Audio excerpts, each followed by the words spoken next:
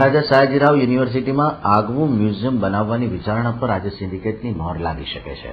Maharaja Sayajirao university દ્વારા યુનિવર્સિટીના એક આગવા મ્યુઝિયમની વિચારણા કરવામાં આવી રહી છે. વિશ્વવિખ્યાત યુનિવર્સિટીના ઇતિહાસને મ્યુઝિયમમાં મૂકવાની સાથે સાથે ઐતિહાસિક વસ્તુઓ પણ મૂકવાનો પ્રસ્તાવ મૂકવામાં આવ્યો છે.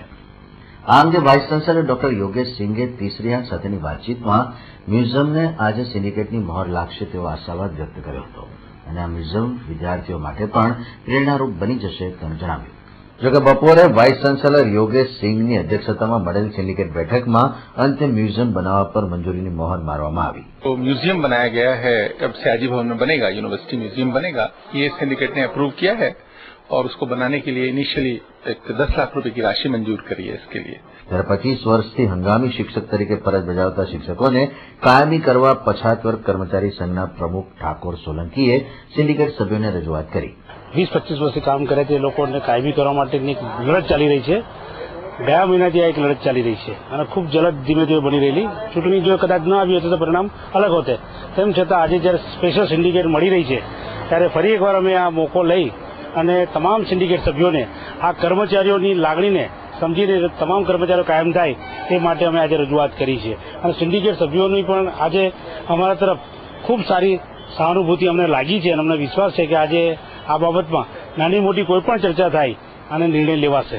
જોકે આજની સિન્ડિકેટ બેઠકમાં લોકસભા ચૂંટણીનું જાહેરનામું બહાર પડતા આજે રજૂ થનાર બજેટ મૂકી શકાયું ન હતું, જે संदर्भ vice chancellor doctor Yogesh Singhe माहिती आपी कि कुछ सिलेक्शंस को लेकर आइटम थी बहुत सारी, वो हम उनको आज पास नहीं कर पाए क्योंकि मॉडल कोड ऑफ कंडक्ट लग गया है, तो उनको हम बाद में लेके आएंगे और इसीलिए बहुत सारे आइटम आज हम नहीं कर पाए मॉडल कोड ऑफ कंडक्ट में जो कवर होते थे.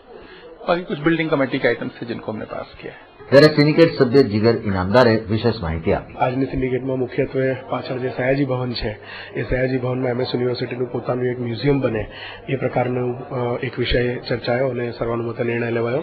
એ સિવાય sir Sayajirao diamond jubilee trust નો જે વિષય હતો એના યુનિવર્સિટીના અકાઉન્ટ્સમાં એના પેન્ડિંગ પૈસા જે બોલતા હતા એ બાબતે પણ ચર્ચા થઈ અને વર્ષો સુધી સયાજીરાવ ડાયમંડ જ્યુબલી ટ્રસ્ટે વડોદરા મહાનગરની અને એમએસ યુનિવર્સિટીની જે પ્રકારે ચિંતા કરી છે, એમએસ યુનિવર્સિટીને જે પ્રકારે વર્ષોથી લાખો કરોડો રૂપિયાની સહાય કરી છે એને જોતા જે પેન્ડિંગ પૈસા છે એને એ હવે પછી બતાવવામાં નહીં આવે એ પ્રકારનો નિર્ણય લેવામાં આવ્યો છે. એ સિવાય સિલેક્શનની આઇટમો હતી, પરંતુ આચારસંહિતાના ધ્યાનમાં લઈને આદર્શ આચારસંહિતાનો અમલ કરવાના પ્રયાસના ભાગરૂપે જે કોઈ સિલેક્શનની આઇટમ છે એ હવે આચારસંહિતા ઉઠ્યા પછી લાવવામાં